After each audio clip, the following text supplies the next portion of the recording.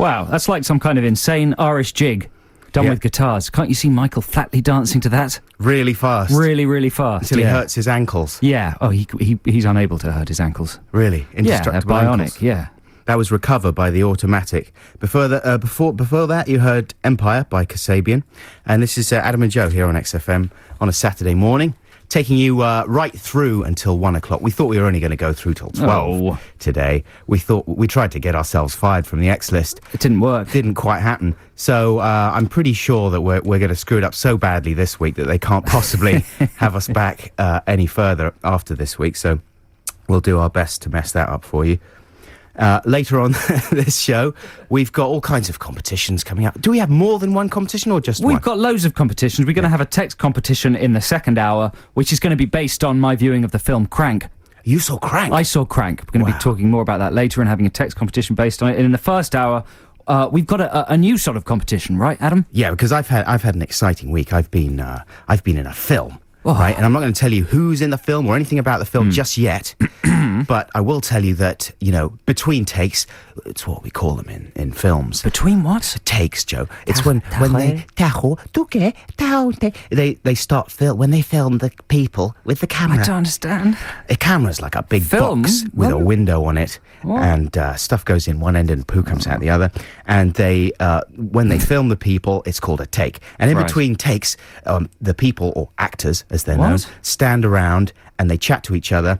And I recorded one of my fellow actors chatting. And later on, I'm going to play you the anecdote that he told me, and I'm going to ask you to guess, listeners, not only what film he's talking about, but who the actor is. Okay, it's kind of like celebrity regression therapy, except real. Yeah. Well, that's exciting. That's coming up later this hour. We've got great prizes. When I say great prizes, I mean a copy of something called Dark Knight on DVD. Has that anything to do with Batman? No.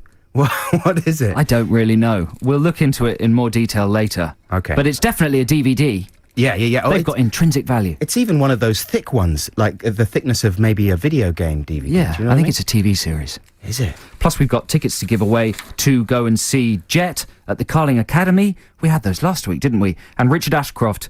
The same tickets as last week, basically, to give away. Well, if people weren't listening, though, we've got Jet and Richard Ashcroft tickets. We don't have any more copies of the Armando Iannucci shows because we stole them all. Yeah. And I've had a very enjoyable week watching those. They're amazing. You should really check them out, folks. That's a sort of forgotten series from the early noughties that, if you haven't heard of it before, called the Armando Iannucci Shows. And it's available on DVD. There's a little plug for that. And we should play some more music now. This is KT Tunstall.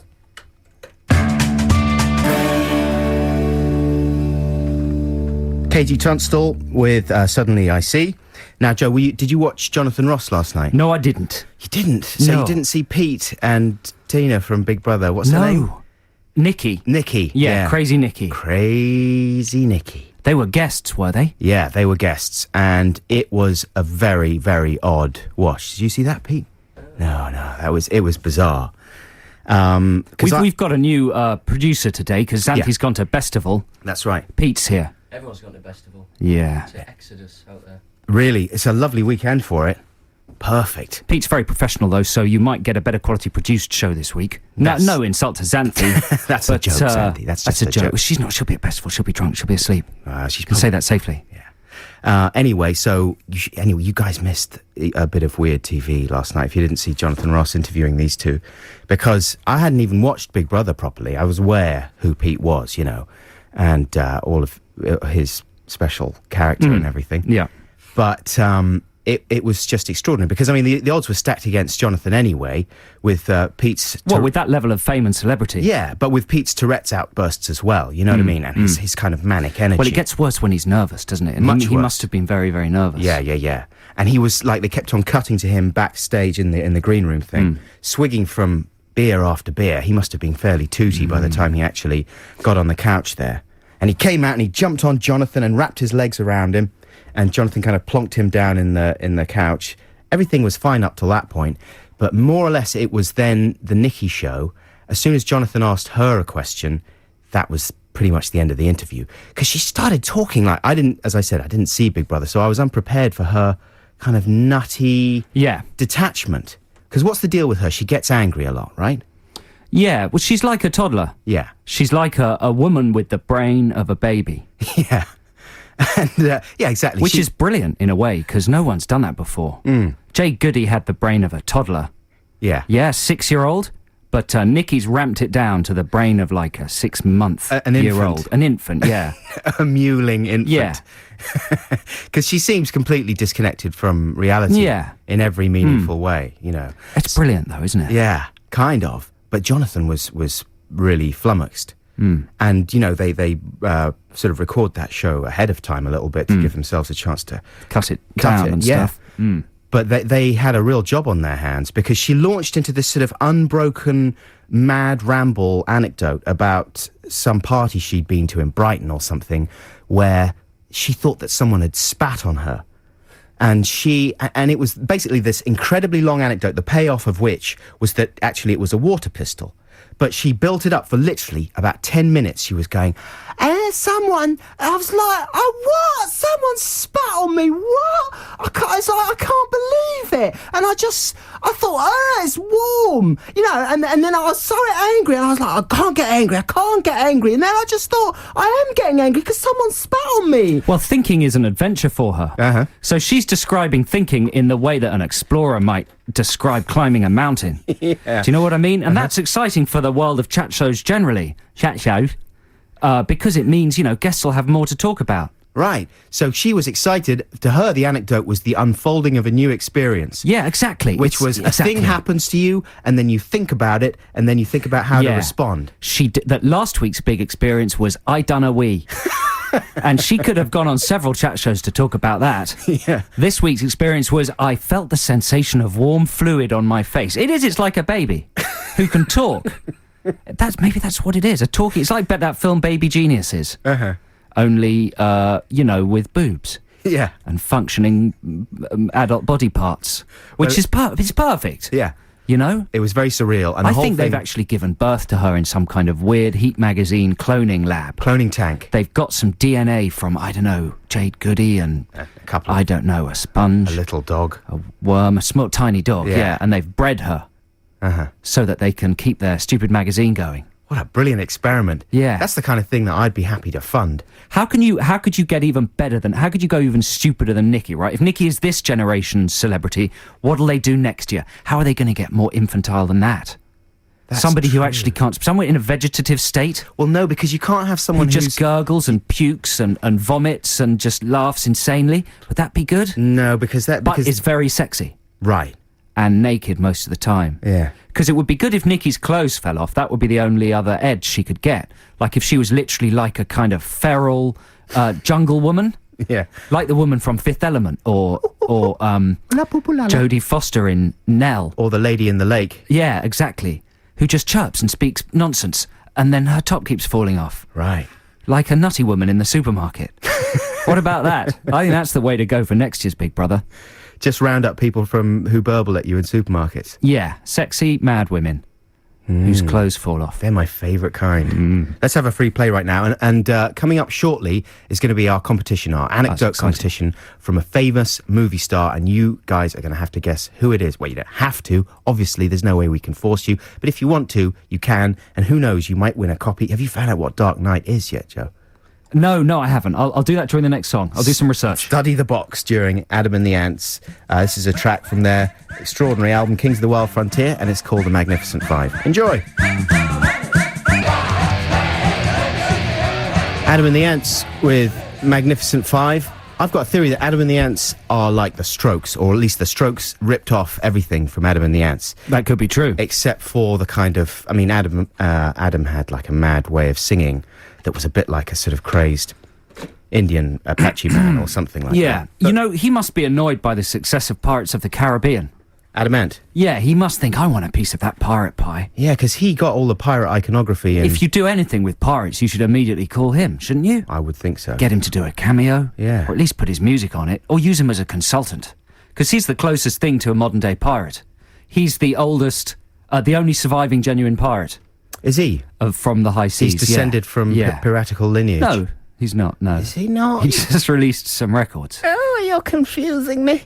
But he's a genius. And those songs, everything on Kings of the Wild Frontier, If you haven't got it, you really should get it. There's not a bad track on it. And I think of them as like the Strokes because each of the songs, like the one I just played, has like about 5 separate ideas that could be songs in themselves, all in one song. It's amazing. Such a wealth of invention and musical brilliance. Anyway, let's play some ads and we'll come back with some music and then our first competition of the day.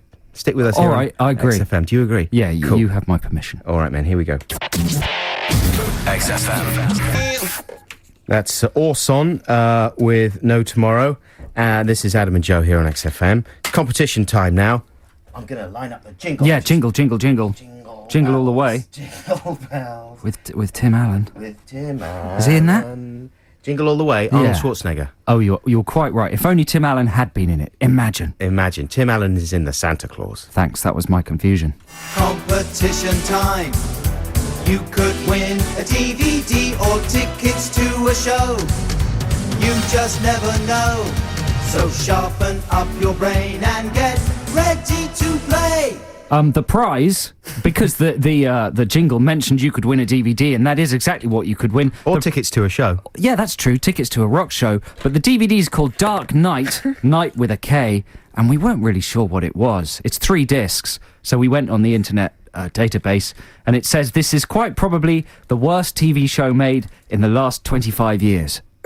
On the back, it says, the only quote they've got is, "What more could anyone possibly want?" From Says Hello Hello magazine. That's got to be the beginning of a review that says, well, a lot. You'd think that, you know, with the setup, you'd think, what more could anyone possibly want?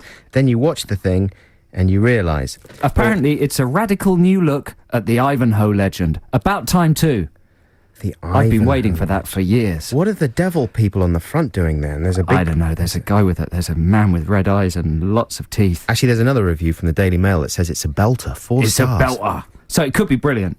And you could win it if you get this competition right. And it's a new type of competition this week, isn't it, Adam? Yeah, this is like a one-off competition because I've been working on a film this week, which I'll tell you about a bit later on. But as I said before, in between shots, takes, whatever. Can we call it a DVD? Because I think the word film has fallen out of circulation. Right. Just say I've been working on it. We've been shooting a DVD. It may well go straight to DVD. Yeah, we've been working. I've been working hard on a DVD this week, and in between takes, I've been chatting with some of my fellow actors, Film stars. Yeah, some of my fellow film stars. DVD stars, and I actually got one of them to tell me an anecdote. Or one of them was telling me an anecdote, and I whipped out my mini disc player. Did he know you were recording it? Well, I asked him if I could. Yeah, I mean, it was fairly obvious when I, put the microphone in front of him. Right. But he told me this anecdote about a film that he'd worked on, and I want you listeners to tell me what the film was called, and also what the name of the actor speaking is. Okay. It's that simple. And it's quite a tough one because if you use IMDb, the actor in question who's telling the anecdote is not actually listed as taking part in the film. So IMDb may not be helpful in this situation. So it's going to be really quite tough. Yeah, this is one for film buffs. For real film For nerds. DVD buffs. Anyway, here's the anecdote. It's sort of a couple of minutes, so check it out. Okay, so I get a call, midsummer, haven't worked for a couple of months, about doing a film in the south of France with Matthew Modine, who's one of my great, he did Birdie, he's a fantastic actor. And so I'm very excited about it. And also, what really captures me is that they say it's in the south of France and you'll be working with 2 orangutans all summer. And I thought, wow, that's fantastic. Orangutans all summer, me, actor's chair with an orangutan, fantastic. Anyway, so I travel down to the south of France, get there, introduced to Matthew Modine, who's just heaven, and they say, okay, we're going to do a familiarisation with the monkeys, but unfortunately the orangutans didn't get through customs, so now it's a chimpanzee from Lyon. I'm thinking, disappointing, but chimpanzee's still really cute, very lovely. I'll spend the summer with the chimpanzee. So we get to the room where we're doing the familiarisation, and the chimp's there with its owner, and it's got a chain around its neck, and it's going, and you're like, wow, and its teeth are really gleaming. And the guy's going, no, it's no problem. It's just what it needs to get to know you. And then it's totally trained. It's totally friendly. We're like, okay, cool. So Matthew Modine, who is the loveliest guy in the world, and he goes, oh, that's great. And he walks over to this monkey, puts his arms out, and the monkey just goes like that and bites through the tendon in his thumb. So now, even to this day, his thumb doesn't work properly. So there's a terrible furore. Everyone's really... and they kill the monkey. The monkey's killed, dead. And now Matthew's got his arm in a sling, and they bring in a midget from Paris who is an alcoholic, who's going to wear a suit. So now, from the great job that I was really excited about in the south of France, Matthew Modine 2 orangutans, it's now an alcoholic midget from Paris in a really bad suit in the south of France with Matthew Modine with a sling in his arm. So there you go. What film is he talking about? Man, that is a fair trade, though. I mean, if a monkey bites Matthew Modine, the monkey dies.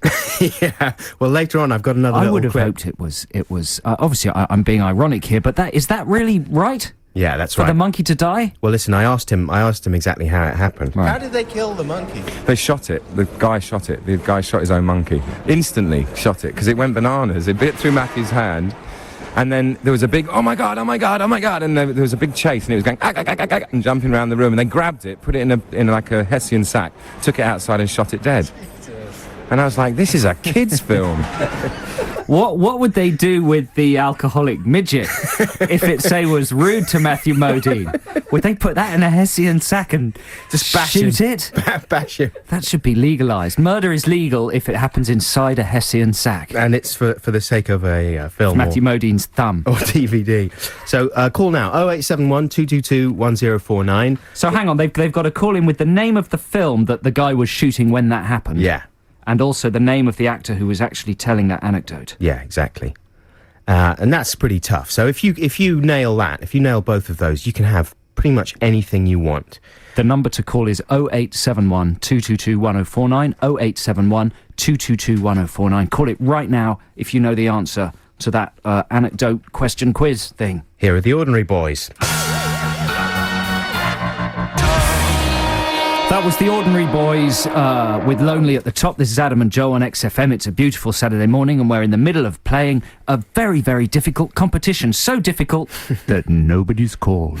It's baffled everyone. We played you an anecdote that Adam recorded on the set of a film he was in. And you had to guess the name of the actor and the name of the film about which the anecdote was. Talking Is that a about sentence? yeah, that's But beautiful. no one's done it because it's so difficult. And Adam just told me the answer, and I've heard of the actor, but I've never heard of the film. I'd and it's never not heard of even. the film. Obviously, the film involves a monkey. It's not even any of my favourite monkey-based films. It's not Dunstan Checks In. No. It's not Ed with what's his name from Friends. Yeah. What other good monkey films are there? Well, it's certainly not Congo. No, I was going to say Congo's the king of them all. Congo's the king of the monkey films. Chimp films. It's not Every Which Way But Loose. There's no good guessing. You know, if you are by a computer, the only way you're going to get this right is if you've either seen it by some freak Very of unlikely. nature, or you're near a computer, and the thing to do is get on there and look for Matthew Modine. And it's not films. Matthew. He's not really in sort of top of the range films anymore. No. He was brilliant. He is brilliant, but he can't really command the roles these days. No, it's ludicrous. He's due for rediscovery, surely. It is Ludacris who commands the roles. But Modine does not command the roles. Listen, here's a quick reminder of the voice Yeah. of this actor, okay? I'm going to make this easy for you. Either you get on IMDb and you check out Matthew Modine films. Search Modine monkey. And do the math, or you know the voice of this actor. We'll take just the correct Both unlikely. actor, okay? So who's this talking right now? How did they kill the monkey? They shot it. The guy shot it. The guy shot his own monkey. Instantly shot it, because it went bananas. It bit through Matthew's hand, and then there was a big, oh my God, and there was a big chase, and it was going, and jumping around the room, and they grabbed it, put it in like a Hessian sack, took it outside and shot it dead. And I was like, this is a kid's film. So there you go. If you know who that is talking. Yeah, call 0871 222 1049. 0871 222 1049. It's completely open. I mean, even if you guess wrongly, we'll still give you a prize. Yeah. We just want someone to have a go. We just want to chat to someone. Yeah. You know, we're we just we're want lonely. to talk to somebody Please talk to us. about some of our problems. We got a free play right now, Joe. This is one of yours. Yeah, this is some new material from Weird Al Yankovic, the hilarious American Steve Wright lookalike musical comedian. And this is a little bit of advice that should be listened to carefully and adhered to by young people who approve of illegal downloading. This is Adam and Joe here on XFM on a Saturday afternoon. Now, very shortly, we are going to be talking to someone who has the correct answer to our competition this afternoon, which is unbelievable because it is one of the most difficult competitions I think we've ever had on the In programme. the history of competitions. In the history of all competitions. We have got him on the phone, or we're going to get him on the phone. He's called Ted. Is he called Ted? Yeah. Yeah, I'm just teasing it because that's exciting. You know, you can now imagine what Ted's going to sound like, Yeah. what kind of a guy he is, all the things that the name Ted evokes, Ted all the to- romance and drama. Who's the classic Ted of all time? Ted Danson. Of course. It's Ted Bovis. No, well, Ted Danson is number one. Maybe Yeah. Ted Bundy. Ted Bundy. Big Ted, I would say. Yeah. If this was, what was the competition where you had to line things up and you go, wah, wah? That's Family Fortunes, isn't it? Yeah. Or the Mint. Like the Mint might have Ted Blank. They're going to get rid of the Mint, you know. Good. Because it's contravening loads of regulations. Of course it is. About time too. Yeah. We figured that out about 2 months ago, didn't we, on this show? Yeah, we did. Yeah. We did. And if you look at if you watch the Mint, the lady now keeps going, people say bad things about us. People keep criticising us. But we don't care about the haters. And stuff like that. It's like us, isn't it? Yeah. Here's James Dean Bradfield. We'll be back after this with Ted. Yes, that's James Dean Bradfield and his xylophone with an English gentleman. This is Adam and Joe here on XFM. Now we have Ted on the line. Hi, Ted. Hello. Hey, Ted, thanks for hanging on for so long. Yeah, we That's appreciate okay. it. Now, Ted, you think you know the identity of the person who was telling that anecdote. I'll just do a very brief reminder. How did they kill the monkey? They shot it. The guy shot it. The guy shot his own monkey. So who you don't know who that is speaking, though, do you, Ted? Yeah, I'm pretty sure I know the film, but the person speaking is the guess. Yeah, Let's okay. have the name of the film then, Ted. Well, I'm pretty sure the film's called Funky Monkey. Funky Monkey with Matthew Modine. That's correct. It is. And I imagine you found that out by popping on the computer there for a second. Yeah, I've never even heard of Matthew Modine, so I just typed that. Never heard of Matthew Modine? You haven't seen Birdie? I haven't seen Birdie. You I haven't looked seen on his IMDb. Racing with the Moon? I saw he played the Private Joker in That's right, Full Metal Full Metal Jacket. Yeah. So I have Yeah. seen him, but I didn't know. Got to see Birdie, man. That's a brilliant film. Why haven't you seen Funky Monkey?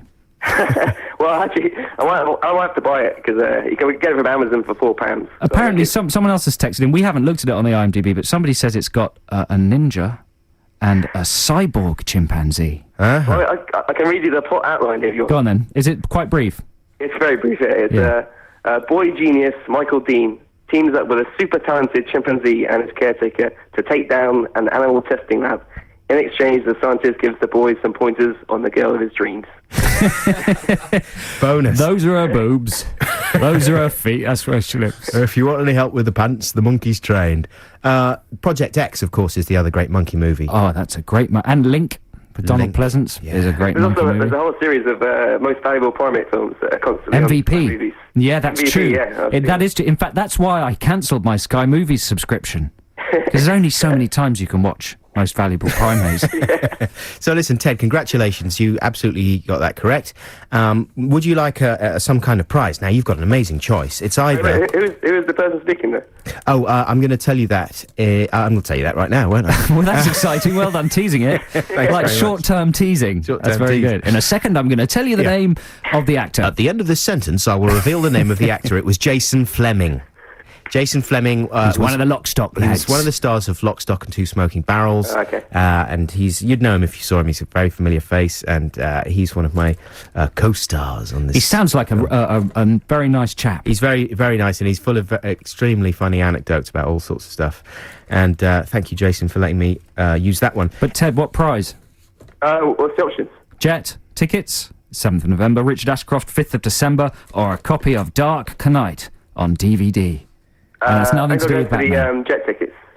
Good man. Okay, we will send them to you. Stay on the line, and then our producer, Pete, can take your details. Thanks very much indeed for calling in. Ted, congratulations. Cheers. Cheerio, bye, lots of love. Bye. Okie doke, it's time for a few more ads, then the news, and we'll be back news. shortly. XFM. Wow, there you go, the Scissor Sisters with Don't Feel Like Dancing. We were discussing to what extent that track is it's just like a joke, a parody song, and how it's ended up sort of on XFM and in the NME, how they as a band have ended up with kind of indie cred, even though when you just strip away all the packaging and listen to the music, it's like a Bee Gees impersonation band. Yeah, it's like a very, very good sound-alike Yeah. of a track from Saturday Night Fever. Shouldn't that just be on Capitol?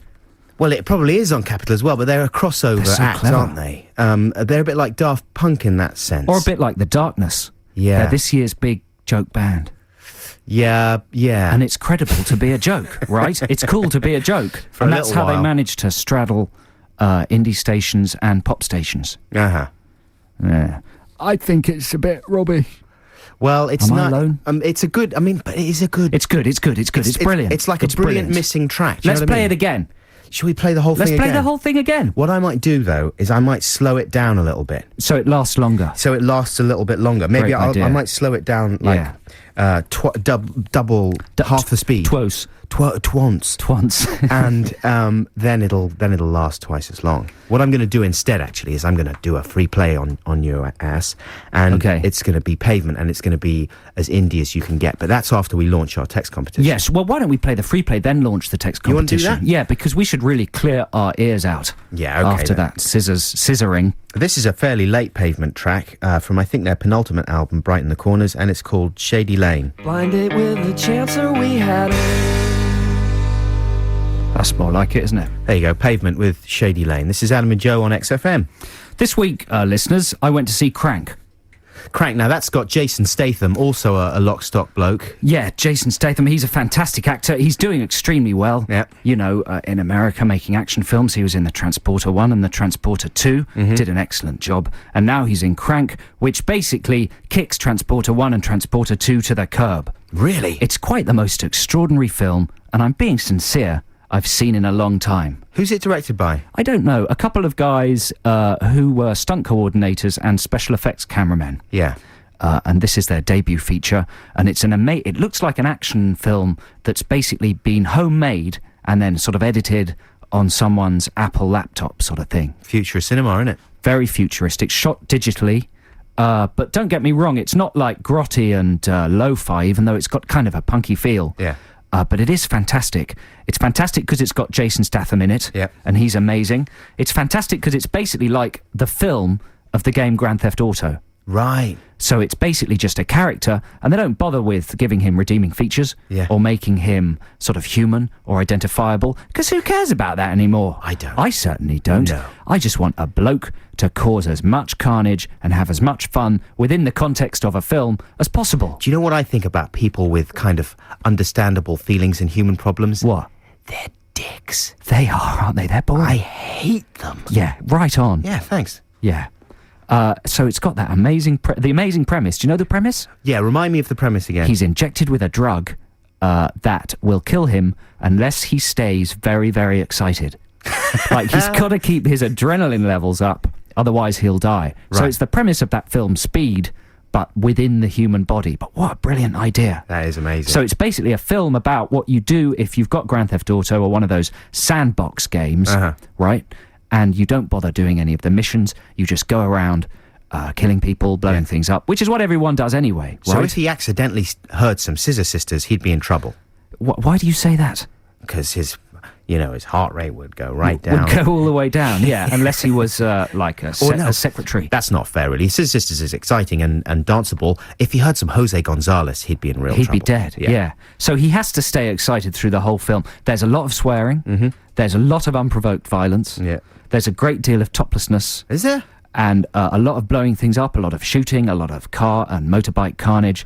It's non-flipping stop. That's like a weekend at my house. He runs through Los Angeles wearing a hospital gown with his Jolly Roger at full mast. Does he really? He does, yeah. No. Because his adrenaline is his blood pressure levels are so high that everything pops up to say hello No. and stays there. Yeah. Do you really see that? Yeah. And, well, not as like, it's under As the such. gown. It's Yeah, under the okay, gown. okay. But then he hooks up with his girlfriend, and put two and two together. Maybe I will. And they perform an act of love, is the phrase, in a public place while a busload of Japanese schoolgirls watch. A man gets his hand chopped off with a machete. Pedro from Napoleon Dynamite is in it. It's got more visual effects than a 70s pop video. I heard- Basically, it's incredible. Yeah, I heard one person telling me about a scene where there's a Japanese character talking and there's subtitles, and the Yeah. camera kind of swings round to get the reverse. Yeah. and the subtitles also swing round. That's correct. And are reversed. So in you the see shot. and there's all sorts of different subtitles in it. Like if Yeah. it's an Asian character, the subtitles will look as if they're on an import VCD. so they'll be all shaky with dots between the words. That's a good idea. You know, it's really clever and inventive, and I genuinely recommend you go and see it before it comes off, or if you miss it, get it on DVD, because you will not be disappointed. But anyway, it got me thinking, like, what an incredible premise for an action film, and premises for films are getting stupider and stupider.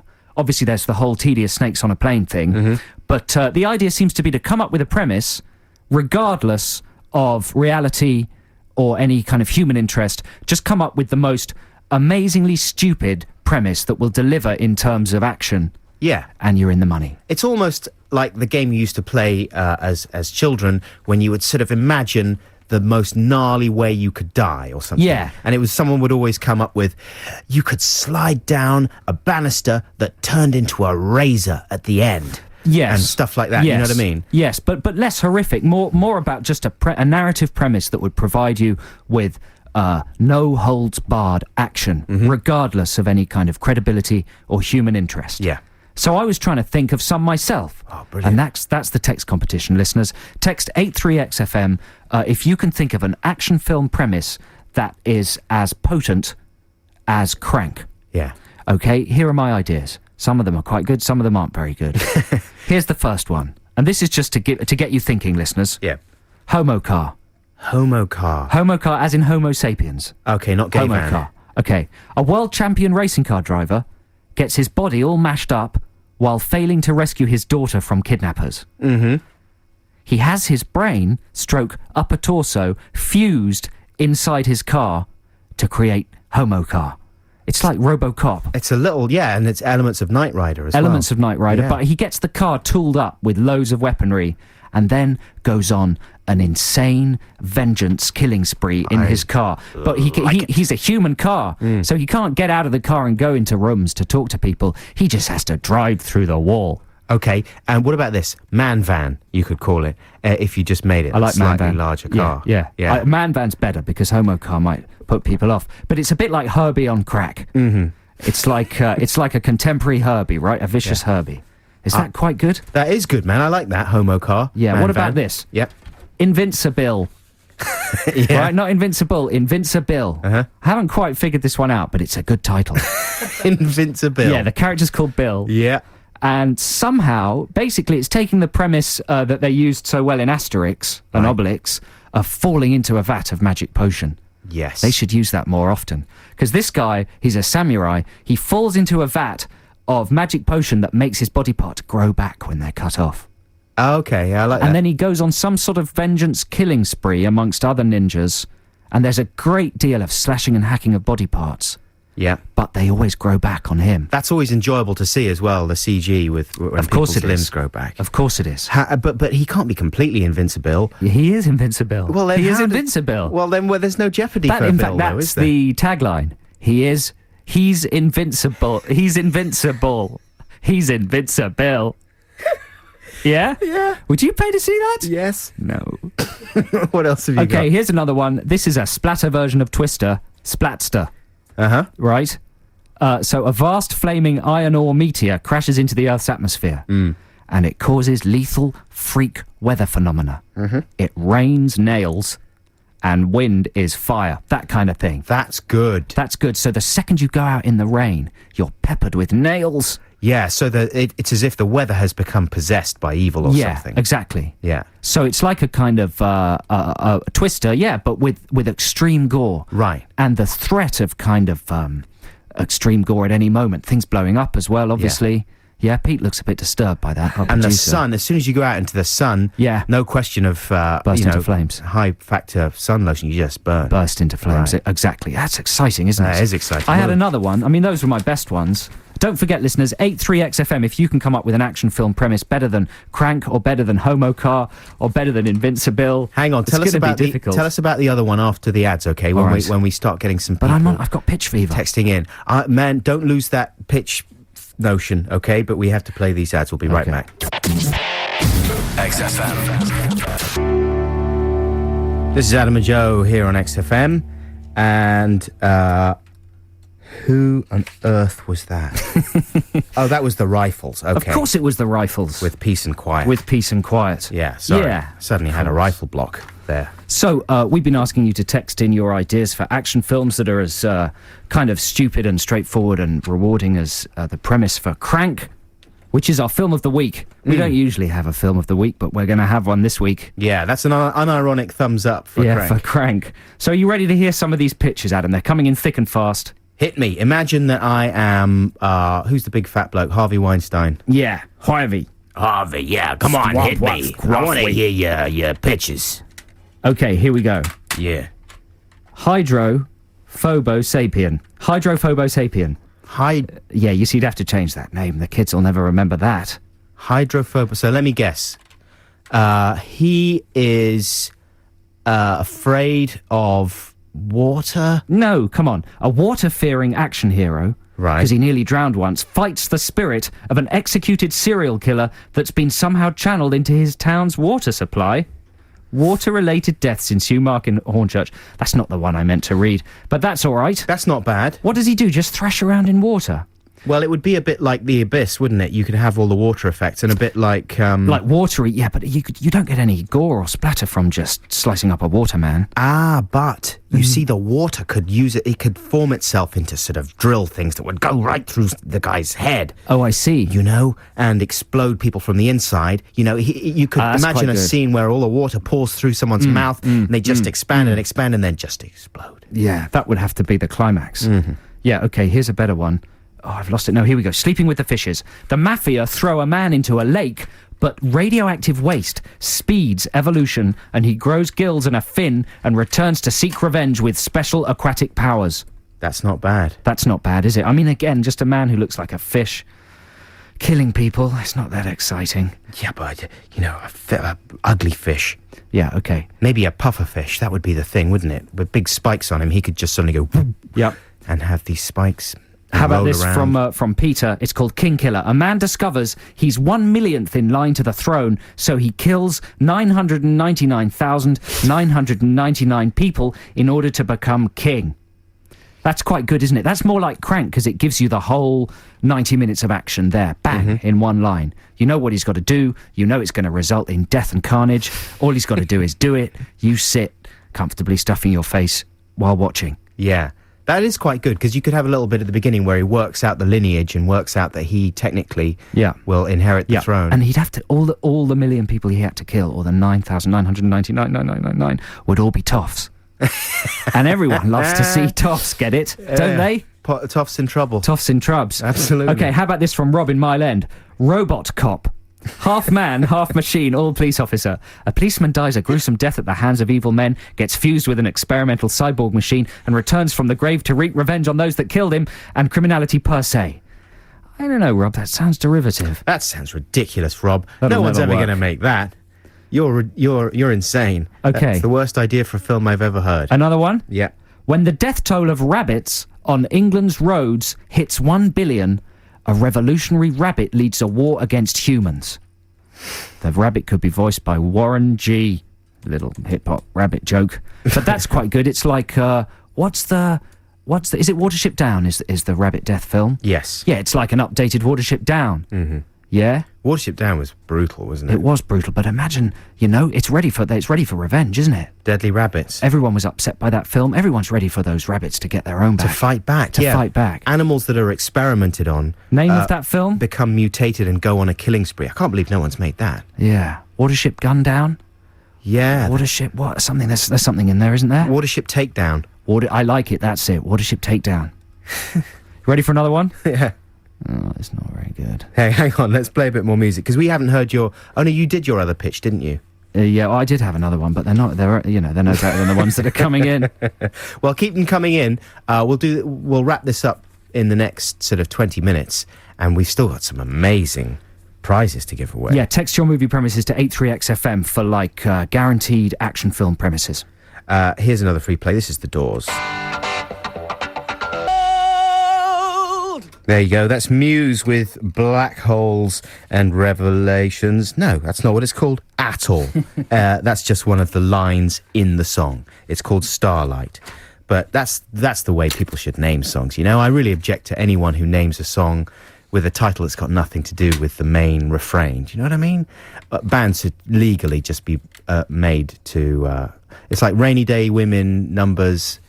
What are the numbers? You know that Bob Dylan song? Everybody must get stoned is what everyone thinks the song is called because that's all he sings throughout the song. But it's actually called Rainy Day Women numbers something. I can never remember what the numbers are. What are you talking about? Just burbling. I'm intervening. Okay, then. This is Adam and Joe on XFM, London's 104.9. We're in the midst of a text competition trying to get you to think up premises for action movies that deliver as efficiently and brilliantly as that. For Crank, Jason Statham's extraordinary new film that we highly recommend you go and see immediately. So here are some more, and we got to pick a winner. Yeah. Are you ready? Hit me. Okay. Global Warning is the title. Yeah. Okay. This is from James in South Nutfield. Global Warning. Fears that the Earth is heating up are just a conspiracy created by evil, cold-loving aliens. Oh, That's good aliens, already, is it? you see. Yeah. Our hero must save the Earth by blowing things up, starting fires, and turning up radiators, while the aliens, environmentalists, and the public all try and stop him. That's quite good, isn't it? Wait. The So aliens want... what? They want humans Yeah. to make the Earth, to pollute the Earth in order to bring on a second ice age. Then they can move in. The human race will be destroyed, and cold-loving aliens will move in. Got it? I think I do. Yeah, therefore global warming is a conspiracy. Yeah. Al Gore would be one of these aliens, for instance, and our hero has to... Well, no, that doesn't make sense, does it? Because he'd have to stop global warming, wouldn't he? Oh, anyway, we There's don't something understand good that, in James there. in Nutfield. Yeah, there's We're something good in confused, there. and if we can't understand it, then your popcorn-munching public aren't going to understand it, are they? We're pretty stupid. You got to, you know, Yeah. we're a good stupidity filter. Okay, what about this? This has got a good title. Oh dear, it's Maths and Assassin put together. The maths assassin. Yeah. The maths assassin, a lonely maths teacher, sees his class kidnapped by drug barons on a school trip. He takes his vengeance by slowly hunting the bad guys down using maths, we assume. Mm-hmm. We don't know how he hasn't thought that through. Here's another one. Hermaphrodroid. Hermaphrodroid. Good What- title. Half man, half woman, military pleasure droid escapes from the military base that's his prison, clutches of his fetishist scientist creator. Once at large in the world, the hermaphrodroid seeks for meaning and humanity in the core of his perverted circuitry. That's from Ben Robinson. That's just like a sort of a porno film. Yes. Well, you know, a better take on that whole genre is Species. Exactly. Okay, here's a good one. This doesn't have a name. A toxic leak from a power station affects the water and atmosphere around the UK. Mm-hmm. Wildlife and pets are genetically altered into rampant killing beasts. Their prey is man. Hunting packs of cows rampage through Milton Keynes. Salmon gorge on fishermen on a Scottish riverbank. Killer pigeons crap radioactive poo on Londoners. It's 28 days later meets piranha. That's quite good, isn't it? Because I was thinking a film where garden squirrels and blue tits started killing people would be quite frightening. Do you reckon? Yeah, I'm I do. not so sure. I don't really get that frightened about animals. No, of course, they're not frightening, but they're everywhere, so if they did become a threat, then you'd be in trouble. I know, but even when they go berserk or whatever in films, do you know what? I've never seen The Birds, Alfred Hitchcock. Really? Just because I find the idea Well, that is so... quite good. It's quite I know. scary. I mean, obviously, it's What like about a in classic Omen film. 2 when the raven attacks the woman's hair and she gets squashed by a truck? Not that bothered. Oh, you're just cold-hearted. I'm interested in the truck squashing. Okay, how about Not this? worried about the now, this raven. is quite sophisticated, so have a think about this. Limvisti. What? No one's going to go and see Limvisti. But it's quite a good idea. A SWAT cop breaks up what he thinks is a big drug exchange in a warehouse. Turns out it's aliens doing stuff. Anyway, he gets hit by a random ray of science light. And because of his helmet and a bulletproof vest, his limbs go invisible, but not his head and his torso. Well, to cut a long story short... Limvisibility. Yeah, well, he spelt it wrong. Right. People think he's like a paraplegic with no limbs. Yeah. But actually, the limbs are just invisible. So he's like a floating able torso. to do a floating torso who can do karate on people. Now, that's pretty good, isn't it? That's That's from insane. Dave Gregory. Dave, Dave, you're a clever man. what were you doing Okay, last but night? possibly even better than that is Helicopter. A cop hell-bent on revenge is fitted with cranial rotor blades. He flies and hovers and shreds his enemies' awestruck faces off. You know, that's like Inspector Gadget. Yeah, but with a gory kind of angle on it for That's true. for adults. You know, they should do Inspector Gadget as a more adult thing, where he's just a killing machine. Yeah, they should. You know? They probably will now that you've suggested it. Okay, good. So who's going to win? I don't know. I'll give you... Do you want one more? Yeah, go on. This is from Glenn in Battersea. Bite me. A wildlife expert is accidentally given an overdose of broad-spectrum antivenom and has to travel the globe getting bitten by the world's most dangerous snakes to survive. Nice use of the phrase broad-spectrum antivenom. Yeah, snakes, I might be a bit played out in action films, but I like the idea of a story based around the late, great... Steve Irwin, where he actually has to get himself attacked. He has to provoke animals. Right. That's they a won't be good able to do that switcheroo. for a while because of the tastelessness of the subject. You know? I don't know, I think that's actually an added incentive. He's been canonised. Strike while the iron's hot. He's been Dianified, you know. Has he? In Australia? yeah. Really? It's a real... national mourning. Dianified. I completely sympathise, though. I was very upset when I heard about poor old Steve, but, I mean, you know, you can't take away from the fact that that is quite a classic way to go. I mean, it's very sad, especially for his family. It's horrible. But, you know, Steve probably would have wanted it that way. I imagine everybody said that this week. But if you'd written a more poetic demise, well, rather you couldn't, is what I'm saying. So who's going to win the competition, man? I don't know. Let's decide. Let's play another record decide and see if we can get the winner on the line. Okay, let's do that. This is Scott Matthews with Elusive. That's kind of psychedelic and relaxing. That would be perfect for some kind of mobile phone or car advert. That's true, isn't it? Scott Matthews, he's big news at the moment. Hey, more exciting news. Go on then. We've got Hollywood's top pitchmeister on the phone, Ooh. Dave Gregory. Hello, Dave, are you there? Hello, sir. How you doing, Dave? Not bad, not bad. How's Los Angeles? Pretty kind of shiny. Yeah. Shiny people. Yeah. Shiny things. Dave, can you remind us of your pitch once again, please? Yes, I did spell it wrong. Limvisity. Limvisity. No, I read it wrong. You did spell it right, mate. Did I? Oh, you spelt it wrong the first time, then right the second time. Second time. That's nice. Limvisity. Yes, the Daniel Craigson, the cop, Yeah. gets hit by a science light, and his limbs... Wait a second, rewind. Daniel Craig's son, No, not Daniel Craig's son. but Daniel the character's Craig. called Daniel Separate. Craigson. Yes. I Wh- made up why? the name. Why? I made it up. That's Just good. That's a now. good reason. Yeah. So he's hit by a what? A science ray. Science ray. All right, Science just light. A ray of a science light. science light. So what are these? Is this just mean an angle poised lamp belonging to a scientist? No, it's much more sophisticated. It's burst out of a lab somewhere. It's something from, say, Mathmos. Yeah. I get you. All right. Yes, science light with atoms of science in it. Yeah. Yeah. And it hits him, and what happens? He breaks down the visual molecules of his limbs. The visual molecules. Visual molecules. And makes them unseeable by the human eye. Wow, you must be a scientist because you're using all these scientific terms. Yeah, there's a lot of technical Keep language. going though. Keep going. This is a good pitch, man. Yep.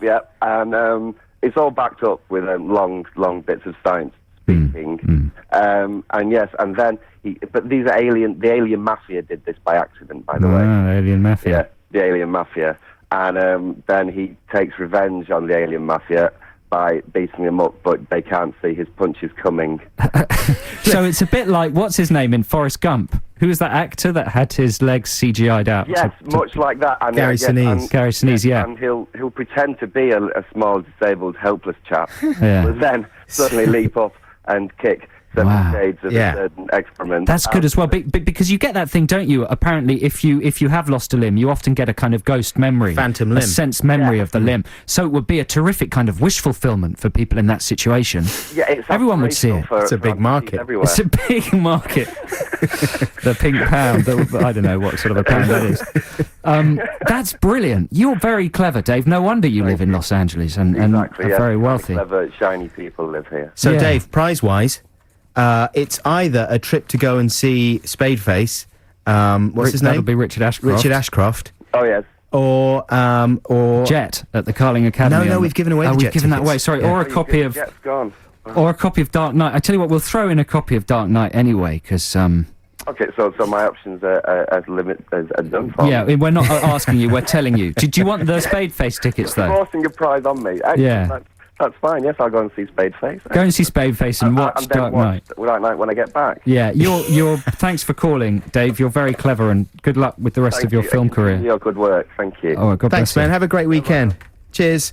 That was Dave. Fantastic. Winning our text competition this afternoon. Right, we are into the final hour, the X list in a few minutes just after the news. Joe, did you have something to add there? Well, only that we've forgotten once again to canvass requests for the X list. This is why it's being taken away from us. We've forgotten, we almost do it on purpose so we can just play free plays for an hour. Shh, don't tell and put fake names behind them. Yeah. But if you do have a request, text it in 83XFM. And we'll endeavour to play it. Let's just rename it Good Music, Fake Names. The A&J list. The Good Music, Fake Names hour here on XFM. That's coming up shortly. XFM. Criminal. So that's... Hang on, so we're back on air. Well, we're getting a code. That was a little disaster area there, for a second. I pressed the wrong button there. I always like to press one wrong button a week, and I pressed the wrong one just there. So you heard Little Man Trail there. Yeah, that was exciting. Little Man looks like a really good film. The Wayans brothers playing anything by the Wayans brothers. Yeah, he's a gangster on the run and he has to hide out in the body of a baby. Mm-hmm. Or he pretends to be a baby. I don't know, but it's got hilarious jokes about like sexualizing breastfeeding. Yes, exactly. Which is funny. I've been waiting for someone to sexualize breastfeeding. It's the last thing not to be sexualized, so it's about time too. Well done, Wayans brothers. Yeah, because anything with babies behaving as if they were randy men... Yeah, is useful. Is very societally. Funny. Absolutely. So listen, we're in the final hour here. This is the X List, and that was Beck, of course, with New Pollution kicking us off there at the top of the hour. If you have any requests, if you'd like to hear an XFM classic of any kind, then give us a call, 0871 222 1049, if you'd like to hear a song or dedicate a song or whatever you want. If you just want to chat, give us a shout. And I'm going to be telling you about my exciting week as a movie star. Wow. Later on. But right now, here's another free play. This is one of yours, Joe. And yeah, this is The Far Side with She Keeps On Passing Me By. That was The Far Side with Passing Me By. This is Adam and Joe on XFM London's 104.9. We're in the midst of the X-List hour, so send your requests to 83XFM for classic XFM-type tunes, and we'll endeavour to play them for you. Now, it's Hollywood Anecdote time, because my radio partner, Adam Buxton, has secured a part in a film. Yeah. And now tell us about this film, Adam. What is it called? Well, it's a film called Stardust. Right. Is it based on the famous Neil Gaiman book of the same name? I don't think it... Yes, I don't think the book is called Stardust, though, is it? I don't know. I think it's got a different title. I've never read any Neil Gaiman.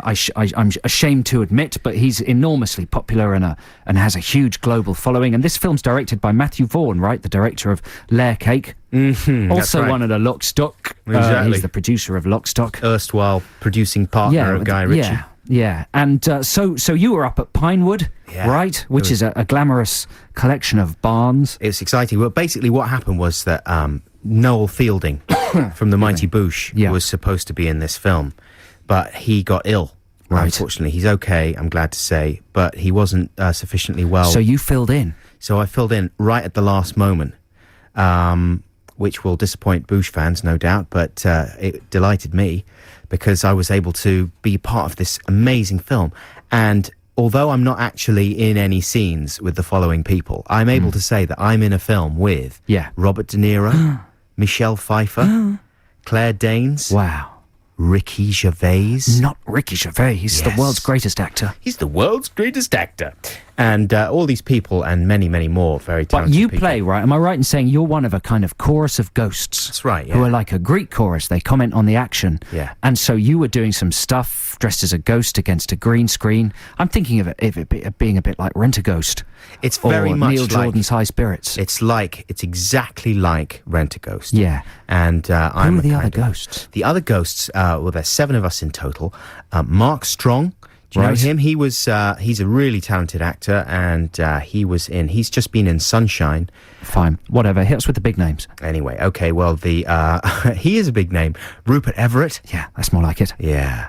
And the other ones are people that you'll know from TV shows, people like Mark Heap from Green Wing, who plays the Crazed Doctor, and he was also in Space, of course, and David Walliams, yes, UK King of Comedy, and... what about Rupert Everett? Rupert Everett. What about him? I talked Didn't about you him. mention he was in it? Yeah. Julian Reintut. He's Right. also in Green Wing. There's the handsome And blonde how were doctor. they? I'm interested in how was Jason Fleming, of how course, was who Everett? told our How was anecdote. Rupert Everett? Everett. Well, the thing is about the other ghosts, right? I've got a quite a serious wound as a ghost. I probably shouldn't say too much about the thing, although I did ask if it was okay to talk about it, and the writer of the film told me that it was okay. But anyway, so I've got a little wound. Basically, I've got a sort of head trauma. I've done a couple of films this year, and in each one, I've had severe head trauma of some kind. Yeah. And in this one, I'm also quite badly damaged, but my face is okay. But the other actors have to have like massive, quite extensive prosthetics because they've all been killed in various gruesome ways, and that's why they're ghosts now. And Rupert Everett is one of the people. Walliams as well also has a lot of makeup. They got like 4 or 5 hours of makeup every morning. And it's really horrible and uncomfortable for them. And they have to go around, like, for the rest of the day, for 10 hours, wearing this stuff. It's really grim. So they go into a little private place. Not as grim as doing an actual job, though. I would say it is. Do you think? Yeah. I mean, it's really uncomfortable. And they have to... It's so itchy and horrible, they can't touch it or anything. It's really hot in the studio and under the lights and everything.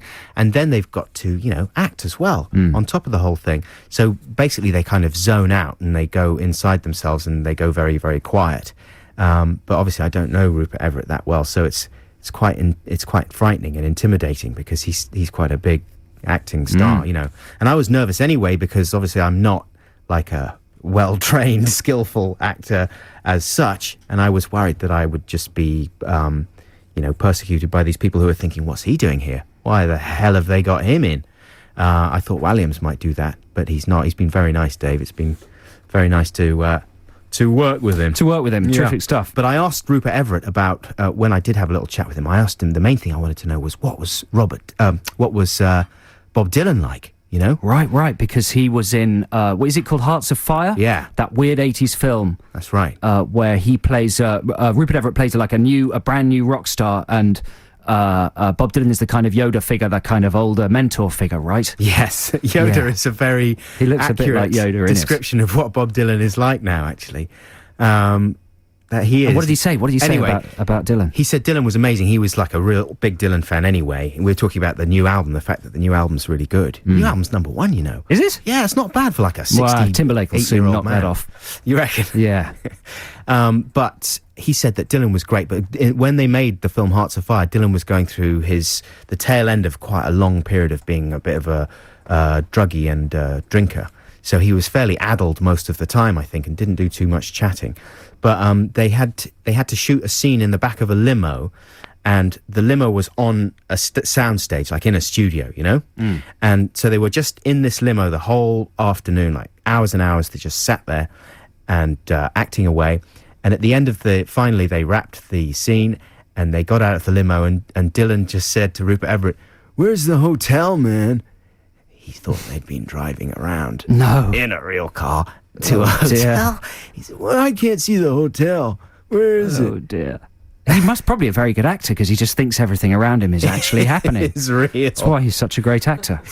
Well, man, I'm looking forward to that. And we've had a couple of texts in saying that the book is called Stardust and apparently it's amazing. And I don't doubt that at all. And just another quick message for Sarah in Kent, who was listening to our discussion there of breastfeeding as it appears in the film Little Man, and she seems to be a bit insulted, thinking that we were talking about sexualizing breastfeeding. Sarah, we were describing scenes in the film Little Man, and we were sort of ironically pointing out how appalling it is that Little Man does that.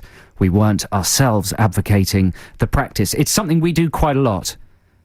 Say stupid things in the hope that people realise we're not serious about them. But every now and then it's worth pointing out not to take everything we say at face value as our opinions. But we're sorry if we upset you, Sarah in Kent. But we actually agree with you. Yeah, we agree. Although I personally wouldn't rule out some breastfeeding myself if it was offered to me. Let's do it. Play the record. This is the Dead Kennedys with California Uber Alles. And this is My Breast. Go for it. Okay. Ooh. That's amazing, isn't it? That's Echo and the Bunnymen with The Killing Moon. Echo and the Bunnymen were poised at one stage in their career to be the biggest band on the planet, like U2 became eventually. It was between Echo and the Bunnymen and U2. They were that big, it's hard to remember. Well, they're still massively respected, aren't they? Yeah, Like, of doesn't course. Chris Martin worship Ian McCulloch? Yes, he does, absolutely. No, there's no question. They're still Discerning people would rate them higher than U2, perhaps. Yeah, absolutely. But yeah, that was a fantastic track. This is Joe Cornish and Adam Buxton here on XFM for another 26 minutes, I don't know, something like that. Now, listeners, if you're keen followers of investigative consumer programmes on television, you might have caught the latest exciting BBC One show in that genre. It's called Old Dogs New Tricks, and it stars Esther Ranson and what's she called? Jane Foldy Whittington or something? Lynn Folds Wood. There we go. Esther Bends Metal. Lynn Folds Wood. And they're two very experienced consumer journalists. Esther, of course, used to host That's Life, and Lynn Foldy Woods used to host Watchdog. That's right, yeah. And they've been teamed up to present a brand new consumer interest show that has basically blown open the genre and redefined the entire thing. Right, Adam Buxton? Well, I find it difficult to comment because... well, the reason Adam Buxton finds it difficult to comment, listeners, is because he does the voiceover on it. And I was startled to turn on the telly and see this extraordinary programme and to hear my comedy partner, longtime friend, voicing it over. So I'm going to tease him about it now. I would like you to join me as we listen to some clips from Adam Buxton's voiceover of Old Dogs New Tricks. I should describe the show first a bit, though. Yeah. Basically, Esther Ranson is in denial about her age. And these are all Joe Cornish's opinions. Nothing to do with Adam Buxton. He doesn't agree with this at all. So she's made herself... She's a lovely, brilliant, talented broadcaster, but she's painted her hair bright red and her lipstick's bright red, and she's wearing jeans designed for a 13-year-old, and the rear view is very odd. Well, she was made over, wasn't she, recently, for a show? She was given a completely new look. Right. And I think... By Dr. Frankenstein. Come on. She does look odd, though. She looks great for a woman of her age. Well, I don't know. It depends whether you find that... I would find a woman who was more natural looking attractive. But anyway, that's just me. And then, but she's a brilliant presenter, and she's sexy and vivacious and spunky. Can I use that word in the 50s sense? Yeah, I'd like you to. Whereas Lynn Folds Woods is kind of more hard-boiled, slightly grumpy, but in a very exciting way. And basically the scenario is this. They've got a funky flat, like a warehouse flat. It's all painted white. There's fluffy mirrors and cool egg-shaped chairs and state-of-the-art laptops. And these two women hang out there investigating consumer affairs in a very, very stylish way. And the whole programme's presented like a thriller, a sexy detective story, like as if it was like a cop show with two mature women. But instead of investigating crimes, well, they're still investigating crimes, kind of sort of consumer crimes. Like in this case, in this episode, it's pills that promise to enlarge your breasts. That's right. And patches that promise to enlarge your penis. Yeah. Right? And this gives them a great chance for some playful, sexy, innuendonic comedy. So imagine all these elements thrown into the mix, and just imagine what plops out the other end. Voiced over by Adam. And they do it like a drama. There's little bits of drama where they're chatting to each other. They don't just present the contents of the show. Like subjects will emerge conversationally in little staged bits of drama. Well, it's like Thelma and Louise. It is like Thelma and Louise, but not quite as good. Hey. And then Adam, you do the voiceover, but you have a very good sort of approach. It's as if you're kind of a nutty man who lives in their air conditioning system and is watching what they do and commenting on it, a bit like Rutger Hauer in Hider in the House or whatever that film was. So you're just spying on them, and you're in love with them, and you're excited by everything they do. So let's listen to Adam's opening bit of VO from the top of the show, and just get a handle on your tone and the way you approach it, because it's very impressive. Oh no, that's the wrong one. No, that's a record as well. Here we go. No, isn't it? Sorry. You're so multi-talented. Voiceovers, movie appearances, and also an award-winning DJ. We've never won awards. Yeah, but you can say that, can't you? The phrase award-winning is applicable to anything these days. Yeah, you don't have to. It's entirely meaningless. Okay. Are you ready? Do you know what number it is on that CD? Now, size matters for Lynn and Esther. 2 women, 1 mission. busting the pills that say they'll make your breasts bigger. The penis patch that promises extra inches. Do any of the claims stand up? That went from very small to very big very quickly. Do any of the claims stand up? That's a little innuendo. It's a little innuendo. Yeah. A little bit of a willy joke. So that but I'm not taking the mick or anything there. It's just But excited. it's a different tone, isn't it? You've changed your voice a bit. You've made it a bit more upbeat. Yeah. And kind of you're relishing the content there. But this is my favourite clip. If you skip the one about Esther making her breasts bigger by chanting and go to the next one, this sounds like a clip from a different, more interesting show. Okay. Unnerved by Lativio's penis exercises, Esther seeks medical help. Yeah? That's a more interesting show. That's- Esther seeks psychiatric help because of some sort of penis-based trauma. You know what? I think that was a deliberately funny line. Well, I think that's true. I think that is true. But listeners, you should tune in next week because there's exciting things coming up next week. If you play the last clip, Okay. it's the tease for next week. Next week on Old Dog's New Tricks. Undercover in the company built on a lie. No wonder when the ladies arrive, the boss turns nasty. Push the cameraman. You have Esther Ranson in your office. That's Lynn Folds Woods getting stroppy because they're pushing. Don't push the cameraman. You've got Esther Ranson in your office. Who could answer to that? I did make it sound quite exciting, though. You did, man. A company built on a lie. It's built on a That's huge amazing. lie, a giant what lie. construction company uses lies as actual foundations for buildings? Exactly. I mean, they're notoriously unstable. Big truck full of lies. Doot, doot, reversing early in the morning. The thing about lies is that they are relatively cheap. Right. So they're easy to buy in bulk, and Right. You can build the foundations of the thing with lies, but Yeah. they generally don't last that long. Yeah, most companies are built on them these days. Yeah. Anyway, cement is better cement is better. than lies. But there you go. That's Old Dog's New Tricks, an exciting show. How do you feel about it, Ed? Have you been watching it? Yeah, man, I always watch it. I get very excited if I'm doing a voiceover for something and it comes on, and I'm always like turning on the TV and stuff casually. I'm like, oh yeah, going to the kitchen. My wife's in there, maybe doing some cooking or whatever in the kitchen, and I'll turn it on and I'll just sort of stand there and wait for my voice to pop up, and then I kind of look back. Drop your trousers. Yeah, and everything gets a little bit sexy. When it's all That's good stuff. So, and when's it on? Thursday nights. There you go. It's extraordinary. BBC One. Yeah, and especially if you're a drag queen, you can get lots of ideas for outfits and stuff from it. So there we go. This is Adam and Joe on XFM. Now here's a free play. I want to play this one for Rosie from Eagle Vision. Rosie very kindly sent me a couple of Pixies DVDs.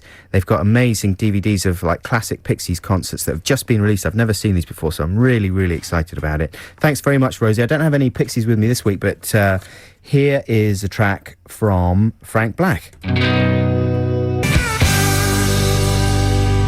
Frank Black from his album Teenager of the Year. That's called Superabound. This is Adam and Joe here on XFM in the last quarter of an hour of the X List. It's not too late to get your requests in. 0871 222 1049 if you'd like to hear something from the X List. We've got to play some more ads, and we'll be back with you very shortly.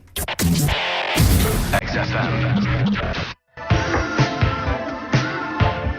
I would like a nerd to text in and tell me what the name of the drum machine Prince used to use was, because it was so distinctive sounding. Yeah, that's a very distinctive.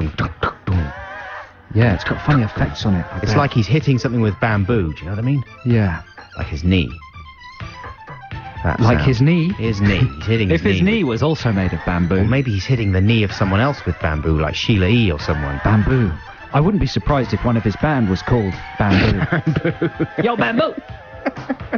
So this is Adam and Joe. We're running out of time. We've only got 6 minutes left. So this is the bit when we thank everybody who texted in. We've got thousands of texts this morning. And thanks to everybody who texted in with their movie ideas and their requests. We didn't even get many insults today. Did we not? I think we only got one, and that was quite mild. So it's been a good morning. That's good. Excellent. Hey, listen, folks, if you're a fan of the podcast, I'm really sorry there wasn't one last week. That's because, we were both very busy and... Trying to keep the quality up. trying to keep the quality up. You know what I mean? Unless we can make it good, we kind of figure don't do one. We could have done one, you know? I've got one here. We could have done one, but it was. What was it like, Joe? Well, it's all right. I lifted a bit out of last week's show, but we like to add some extra stuff, and we didn't have time because, believe it or not, we both have jobs during the week. Do you don't? Come on. I do, yeah. Really? Well, sort of. Sort of. But we keep busy during the week. Yeah. I've got this job. I do. When I'm not working in films, I move bricks. Right. Yeah, just little Lego bricks, but yeah. still, And I'm I have to. I move supply them. extra. I'm the distributor for Extra Gum. Do you? Yeah, I supply it to all the little newsagents in underground stations in London. Right. So I just go around with a van and... Could you supply them with more of the blue boxes, you know, the larger boxes with of Extra? With the flip yeah, top? Sure. And can you do something about the design of the flip top thing, you know, because you raise it... I don't have that much influence. But the aperture there is not sufficiently large. You just want to knock out a couple sometimes. Right. You have to really shake it around to get there. Anyway, that's our working week, and that's the reason we couldn't do a podcast last week. We're really sorry, but we'll definitely do one this week, and we're going to go into the studio to record some stuff specially for that. So it should be a good one. It would be funny. It might be awful. Time Trumpet, don't forget, I think it's the last episode this week of the show Time Trumpet. Yeah, don't forget, Crank, Jason Statham in Crank. If you want a good time tonight, get yourself a tiny bit tooty and go and see Crank. I might do that. I'll give you your money back if you don't like it. That's a good guarantee. When I say I don't mean me. I mean a friend of mine called I will give you the money back or something. I don't know. But you know what I mean. I don't actually mean that, but I sort of do. Yeah. It's so good. What if a person who didn't like it came in here to explain why they didn't like it and had a debate with you live on air? Then I would offer to... we could have the money, like, at stake. Yeah. Yeah. Well, okay, so if you see Crank this week... and don't like it... and you absolutely don't like it, and you've got a coherent, non-mental argument... we can get you on the phone. Like, then we can at least get you on the phone, but it would be better if you could come into the studio and battle it out with Joe live on air. Yeah. And if you don't like it, he will refund you... and if you win the debate... you know, the odds are against you, obviously, because...